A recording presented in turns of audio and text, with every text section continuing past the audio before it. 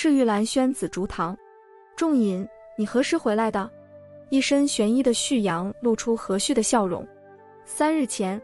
被叫做仲隐的白衣少年淡淡地说道，我记得我们几人当中，你与燕池雾关系最近。不错，我来找你是告诉你一声，你府上的客人目前正在我处做客，以免你挂心。哦，你是说青丘白凤九殿下？旭阳导师颇为惊讶，他见凤九3日未归，还以为他流连于西南荒的景色，忘了时间。是，不知他怎会到了你那处？旭阳有些好奇，我与他也是偶遇，相谈甚欢，便留他做客了。那还真是好得很。想那凤九殿下在我这处时，每天总要往外跑，到了少主那倒能好好待上几天。仲隐瞥了旭阳一眼，面无表情地说，你说的是？我想我该回去了，出来太久怕会怠慢了客人。旭阳看着仲隐的背影，陷入了关于过往的思绪。他记得自己第一次见到这个白衣少年时，他们都还没有长大。那天他们魔族的始祖女神领着一个瘦弱的白衣男孩回到清风院，说从今以后他就是他弟弟。只见那个男孩虽然身形瘦小，却一副坚强的神态，看不出丝毫令人心生怜悯的样子。后来他们一群人在一起相处时，那男孩并不常与人交谈，自己也因为对他不甚了解，以及他那副拒人于千里之外的表情而对他敬而远之。导师燕池雾那小子大大咧咧的，好像也是真心喜欢他，总是拉着他叽叽喳喳的说话，当然都是小燕在说。后来在神魔一战中，始祖女神少婉死于天族剑下，白衣男孩不见了踪迹，他们都以为没有了姐姐的照拂，他八成是死在了妖怪或者神族人手里。为此那会燕池雾还哭了个稀里哗啦。谁料这么多年后他竟回来了，虽然自己对他说不上厌恶或者喜欢，与他交情也不深，更谈不上是了解，但就是隐约觉得他此番回来的不简单。清风院，自从凤九醒来，在这偌大的府邸里，他除了来回忙碌的侍女，并没有看见其他人。他睡的偏厅客房门前有一株菩提树，树枝头满满的绽放着红色的花朵，娇艳欲滴。来西南荒之前，凤九觉得魔族大概是个蛮荒之地，来了之后到了这么多地方才发现，原来竟如此别有风韵。不说别的，就说这魔族圣殿，怎么说也是代表魔族的地方，居然取清风院这么一个透着隐隐仙气的名字。莫非这魔族人从心底里是崇拜神族的？正在凤九思绪漫天的荡，仲隐朝他走过来，不过他背对着他，并没有发现。姑娘醒了。凤九一惊，这声音怎么好像在哪听过？他蓦然转身，这脸孔好像也见过。一时间他满脸问号和感叹号，瞪大眼睛看着眼前距离他不过1步之遥的白衣少年。只见少年莞尔一笑道，姑娘醒了就不会再说梦话了吧？他这话是什么意思？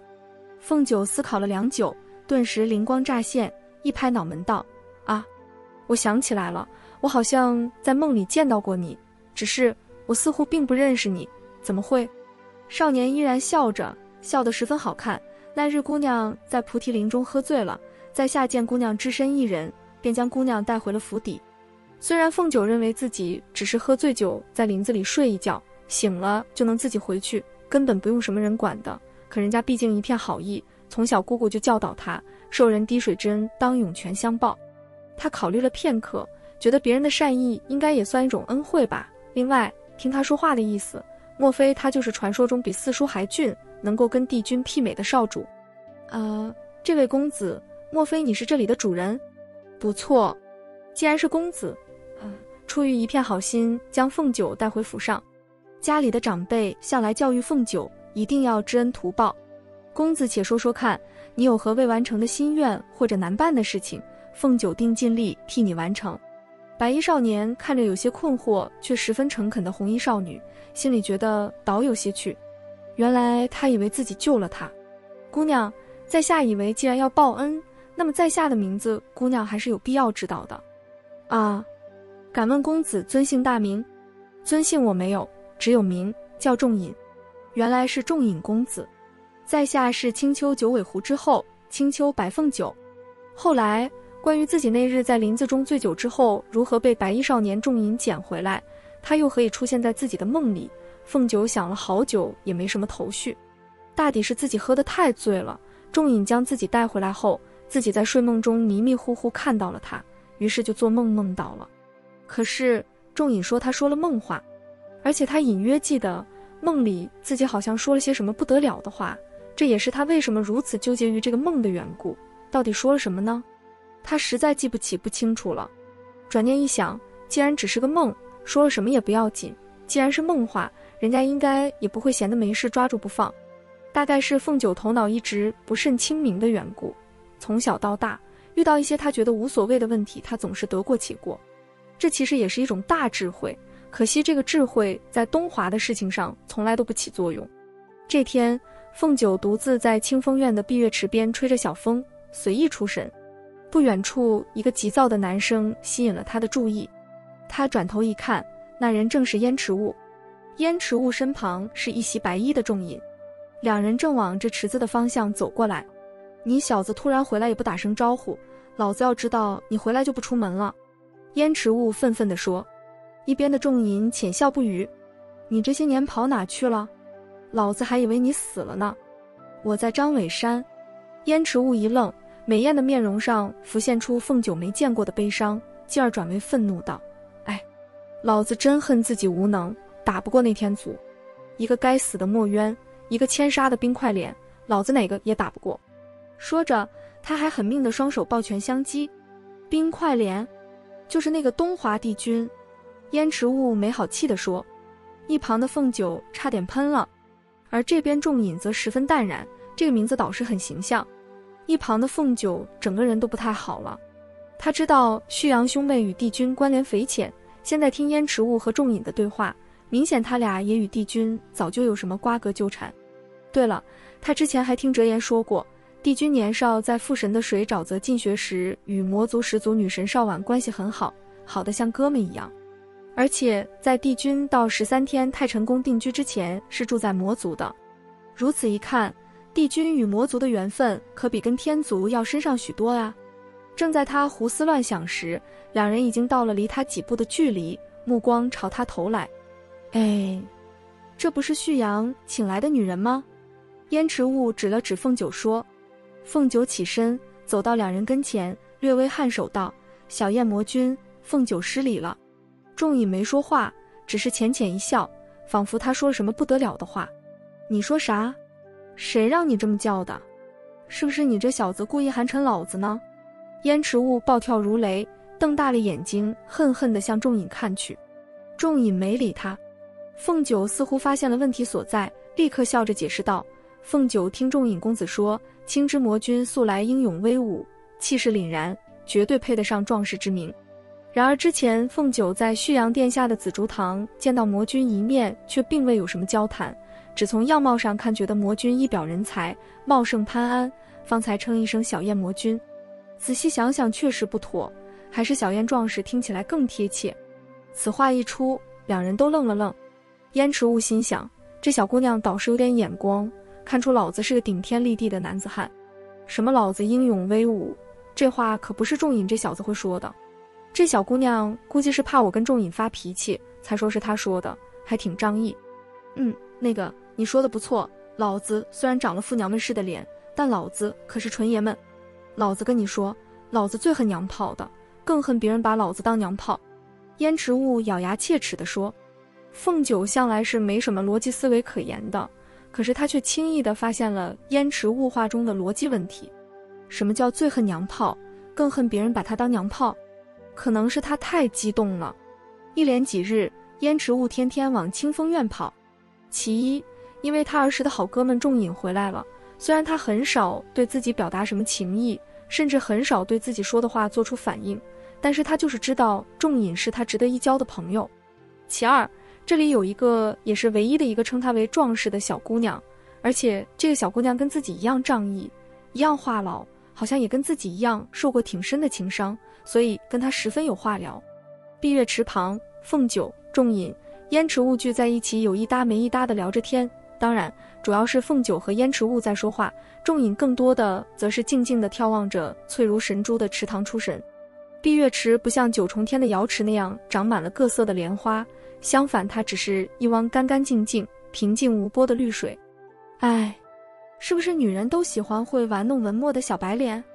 燕池雾叹气道：不是啊，你怎么会这么想？凤九瞪大眼睛，不解地看着他，觉得他对他们女孩子有莫大的误解。怎么不是？姬恒就是，她是天下最美最好的女人，如果她都是，那别人一定更是了。小燕壮士，莫非你的心上人是姬恒？凤九弱弱地问道。是啊，你不知道？我还以为你知道呢。这个信息量有点大，凤九单纯的小脑筋被他们乱七八糟的关系绕晕了。不过他马上反应过来，按照这个关系，帝君算是小燕的情敌。那天小燕用了千杀的这个词来形容帝君，这令他印象尤为深刻，如今才知道其中缘由。我确实才知道。说了半天，老子还不知道你喜欢的是谁呢？不会是仲隐吧？说着，小燕往仲隐那边瞥了瞥，一脸坏笑。不是。那是谁呀？说来听听，老子看看认不认识，认识的话也好帮你俩撮合撮合。小燕豪爽地搭上了凤九纤弱的肩头。东华帝君。凤九咬咬牙说出个名字，然而他马上又补充道：不过我一直不想让别人知道我心里还喜欢他，也一直告诉自己要放下他，虽然并没什么用，如今告诉了你，希望你能帮我保守秘密。小燕睁大了眼睛，惊愕地看着他。他怎么没想到呢？那个冰块脸素来受女人欢迎，虽然自己倒是没把凤九当女人看，可她毕竟也是个女人。现在看来，不光自己从小到大深爱的姬恒痴恋冰块脸，就连跟自己性情相投，自己很是欣赏的凤九也对他念念不忘。那个冰块脸到底有什么好啊？成天自以为了不起，不把人放在眼里，老子看他就是欠教训。哎呀，你们一个个的气死老子了！小燕气急败坏地瞪着凤九说道。小燕，我知道你因为姬恒的缘故看帝君不顺眼，他这人也的确是经常板着个脸，给人觉得他很不近人情的感觉。可是在凤九眼里，他是世上最好的人，他对我有救命之恩，对天下苍生有慈悲之怀。我知道我说这些你肯定会生气，可是要凤九听着他人说帝君不好却不加辩解，凤九实在做不到。小燕愣了，的确，他这话出来的一瞬间，他简直愤怒到的无以复加。可是看着眼前凤九诚恳的模样中透出的不卑不亢的神色，他的怒气顿时又没了。他只有一个念头，那就是如果有人胆敢说姬恒的坏话，他势必会冲上去送那人见祖宗18代。这么看来，自己是有点对不住凤九了。罢了罢了，就当老子没说过，大不了以后老子不在你面前说冰块脸不好。啊，凤九还等着小燕发火呢，可他这是吃错了什么药？不过在姬恒面前，老子还是要说的，不让你听见就是了。从那以后，小燕还真是没在凤九面前说帝君一句不好。凤九觉得是不是自己强大的女君气场震慑住了燕池雾这个暴脾气，于是不禁自我欣赏起来。不过小燕的确是个情种，除了3-5句不理老子，她说的最多的就是姬恒。姬恒长，姬恒短，一个姬恒2只眼。小燕，你这么喜欢姬恒，他又这么喜欢有文采的男人，为什么你不按照他的喜好好好改造自己呢？这是凤九最为疑惑不解的问题。小燕瞪了他一眼，闷声道：老子这辈子最讨厌文绉绉的男人，老子最大的志向就是成为我们祖宗那样的汉子，舞刀弄枪而不是舞文弄墨。据凤九所知，他嘴里的祖宗指的是邵婉，然而还是据凤九所知，邵婉明明是个女人。你们祖宗不是女人吗？你懂什么？我们祖宗汉子的不能再汉子了。仗义英武，虽然是个女人，却是老子的头号偶像，精神支柱。小燕一脸骄傲。你这个形容的，跟你说实话，老子看你也是个挺有骨气、仗义的丫头，才勉为其难跟你交朋友。老子平常最不屑跟娘们为伍的。凤九觉得小燕嘴里虽然吐不出象牙，她这话也的确好像似乎应该是在夸自己。你说除了装出一副温文尔雅的样子，还有啥办法能得到姬恒的芳心？老子这些年想破了脑袋，用尽了办法都不行。照你说的，姬恒之前心仪的敏苏和之后喜欢的帝君都是有文化、沉静优雅的人，那我看他应该就是喜欢这个类型。你是说老子没戏了？小燕可怜巴巴地看着凤九，看得他一股爱心泛滥。别呀，你别灰心。虽然姬恒可能更容易喜欢上这样的男人，但也不是绝对不可能喜欢上其他类型的呀。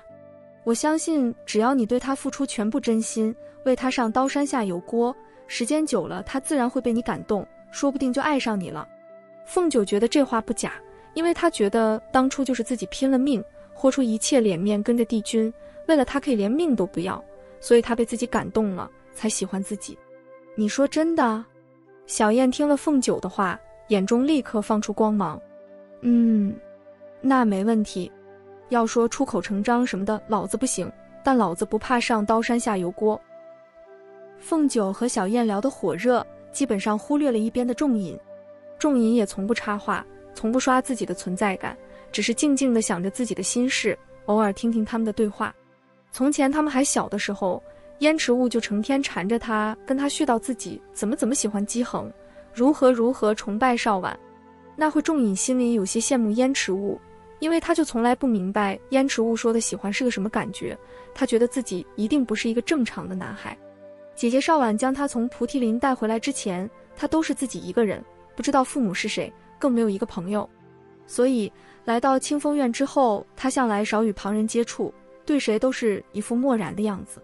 越是这样，他就越觉得自己是个异类，就越是孤独。然而他似乎产生了一种错觉，他觉得自从自己这次回来，他好像没有那么孤独了。可能是因为燕池雾天天来报道，也可能是因为这个青丘白凤九跟燕池雾一样话多。总之他俩在自己跟前聊天，就算自己从不说话，他们也很少跟他说什么话，他也觉得甚是热闹。愉快轻松的时光总是过得快。凤九到清风院一转眼已经有1个多月了。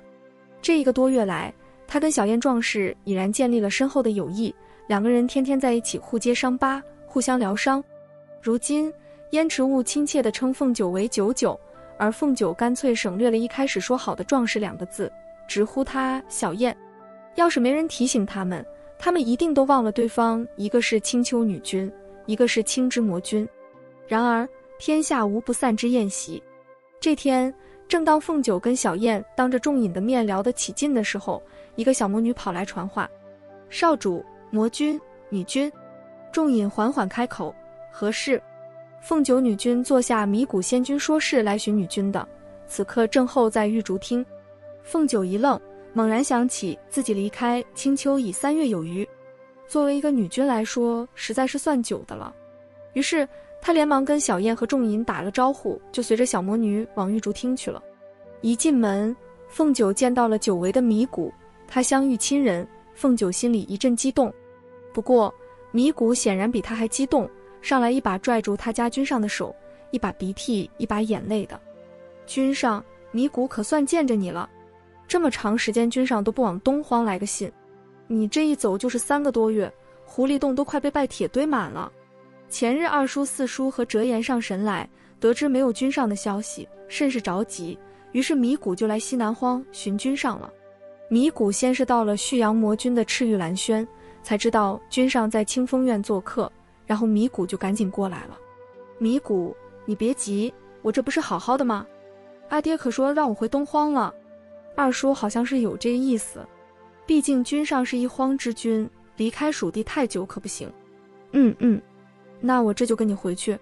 对了，不过你得等我片刻，我在清风院打扰了这些日子，总要先跟主人告辞。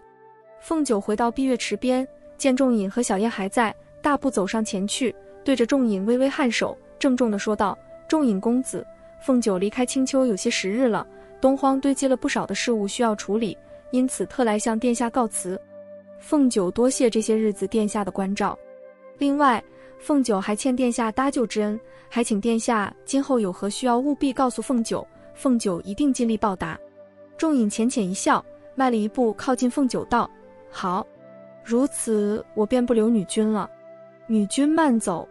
不待仲隐说完，小燕插话道：啥搭救之恩？之前我一个人在菩提林中喝醉了酒，仲隐殿下路过时，出于一片好意，将我带到清风院的。啥？燕池雾颇为惊讶地看着仲隐，仿佛等他给出一个合理的解释。其实不怪他吃惊，因为他跟仲隐实在是太熟了。据他的了解，仲隐真不是一个爱管闲事的人。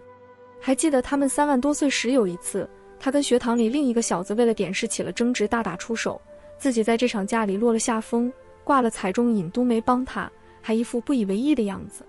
如今他莫不是听错了？人家好好的喝个酒睡个觉，他竟大发什么善心把人弄回来了。女君不必理会他，请便。那小燕，我走了呀。你如果闷得慌，就来东荒玩吧，到时候我一定尽地主之谊，好好招待你。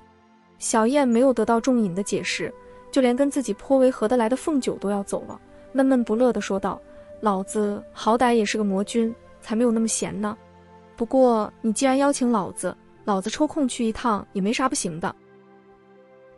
凤九告别了仲隐和小燕，又带着米谷到赤玉兰轩跟旭阳告了辞，临走还不忘关心了一下他妹妹的情况。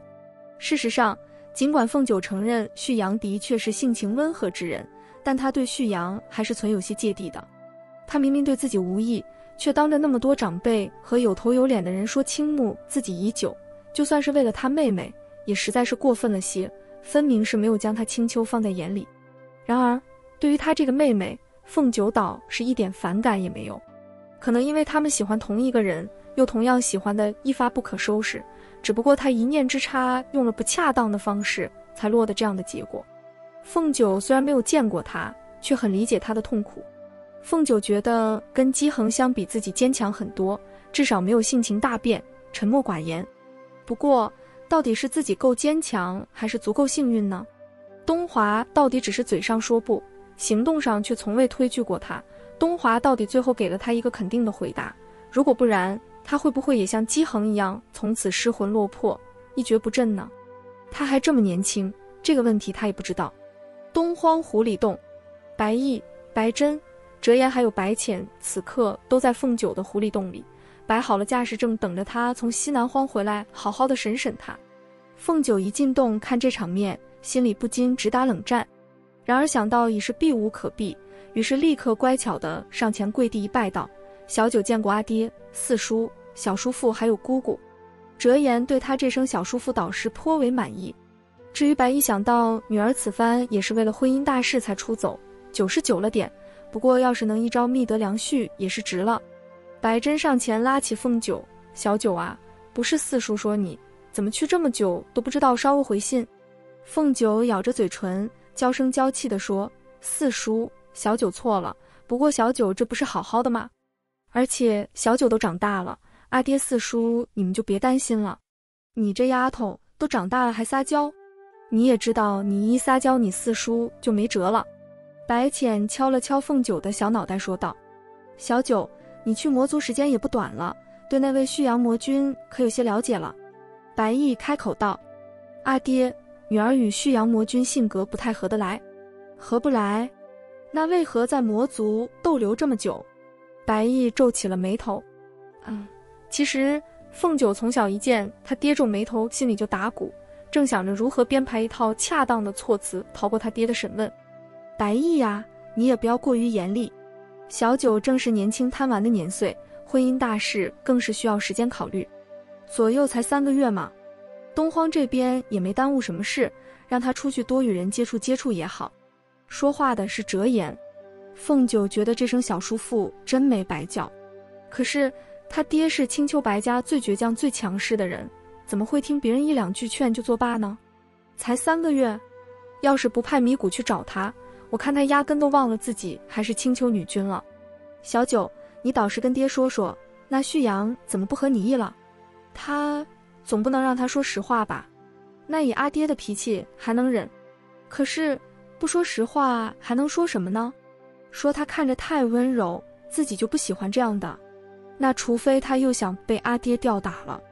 二哥，这就是你不懂了，女孩子的心思怎么能随便说呢？非要说也说不好啊。白浅连忙打圆场：我是他爹，有什么不能说的？凤九从小就知道只要是他爹想问的，白家没人能拦得住他。比如他7000岁时不小心打碎了他娘亲最爱的一只玉镯，他和姑姑想尽办法瞒着他爹，后来还把折颜和四叔扯进来帮忙，然而并没有什么用。最后他爹还是知道了真相，将他吊打了一顿，还责怪四叔姑姑折颜就知道包庇他。如今作战阵容一模一样，事情的严重程度也不相上下，这么一衡量，他决定勇敢面对，省得牵连姑姑他们。于是凤九硬着头皮开口道：爹，那旭阳魔军人是不错的，只不过凤九与他相处并无男女之间的感觉。爹爹与娘亲也是两情相悦而结合的，定然明白女儿所说的意思。至于这3个月，女儿在魔族的确是游玩了一番，偶然结识了青之魔君燕池雾以及清风院的主人仲隐殿下。仲隐殿下盛情邀请女儿在清风院做客，女儿与2位殿下十分投缘，一见如故，便在清风院停留了些时日，还请爹爹责罚。说着，凤九唤出家法，跪在他爹面前。凤九自觉他这番言辞拿捏得还不错，既没说没什么子虚乌有的话，也没把实际情况说出来，而且他态度如此诚恳，想必爹爹能少打他几下。他没有抬头，只是双手过头举着金条等他爹责罚。不想几位长辈听了他说的话，一时没反应过来，你看看我，我看看你。片刻后，他爹白毅才开口说：你说仲隐。凤九抬头：是的，爹爹。稀里糊涂的，凤九免去了一顿责打。他心里十分庆幸，原来仲隐的名字这么好使。然而就当他以为这件事就这么被他糊弄过去的时候，他爹好像突然想起了什么，一连几天天天往他东荒狐狸洞里跑，揪着他问这个仲隐有没有跟他说什么，问他对仲隐和燕池雾是不是有男女之意，问他们2个是个什么态度，还不停跟他说虽然神魔有别，这2人又比他大了10几万岁，但只要他真心喜欢就好，搞得他恨不得让他爹打一顿，这事就这么翻篇算了。张伟山，一袭紫袍的帝君自从在镜中看到仲隐，就立刻来到了这个地方。他本以为只有邵婉一个人躺在这里，不料却见到了另一位故人。你为何还在此处？那人对着帝君深深一拜道：奉行生生世世追随祖宗，祖宗在哪，奉行就在哪。仲隐都回去了，你不跟着他吗？祖宗临终前的确要奉行好好照顾少主，可如今少主早已长大，有能力照顾自己，奉行又何必跟着？哦，原来如此。奉行自小跟着他们魔族的祖宗邵婉，自然十分了解他这位至交好友的秉性。今天他到这来，绝对不是来拜祭他们祖宗，更不是来关心自己在哪的问题的。帝君见奉行没有出声，转过身来盯着他说：你日夜在此处守着邵婉，可知外界的变故？7万年前，墨渊封印了擎苍，以元神升祭了东皇钟。奉行知道此事，不过墨渊上神不是已经醒来了吗？不错，他是回来了。那你可曾想过邵婉也有归来之？奉行一愣，这个问题他又怎么会没想过呢？奉行当然想过祖宗会回来，可是就算回来，他恐怕还是会不敌天族，以祖宗刚烈的性子，还是会宁死不屈的。仲隐呢？他为何不好好守在邵婉身边？本君记得他对邵婉的忠心可是不比你少。不瞒帝君，少主他想着要为祖宗讨一个说法。那他打算向谁讨？墨渊？还是天族？还是你们那已经灰飞烟灭了的首领庆江？帝君，奉行知道，当年他们祖宗之所以会死在天族战神墨渊的剑下，罪魁祸首恐怕要数他们的魔王庆江。祖宗还活着的时候就跟他说过，他这个精神图腾是庆江除了神族之外最大的眼中钉。庆江是什么样的人，他心里很清楚，他甚至觉得他送他去水沼泽也是为了除掉他早就计划好的。先让他爱上一个神族人，再挑起一场神魔的战争，自己只需找个理由逼他迎战，便可借刀杀人，一方面借神族杀了他，一方面利用他的力量搓一搓神族的锐气。好一个借刀杀人，一石二鸟。不过他算盘打得好，瞒得过魔族人，也终究打不过东华。邵婉死后，东华作为他的义兄知己，特别睿智地看透了庆江的诡计，极其仗义地提着神兵仓盒找上门去。经过一番斗法，最终了结了庆江。且不论一个始祖女神，一个实际意义上的首领先后撒手人寰，对于魔族来说有多么重大的影响。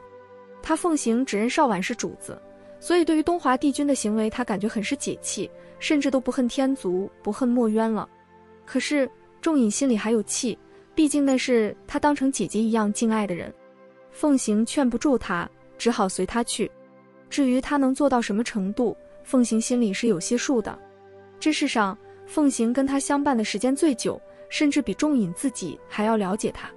帝君，凤行大抵会去找墨渊上神。本君知道了，你若愿意守在这就继续守吧。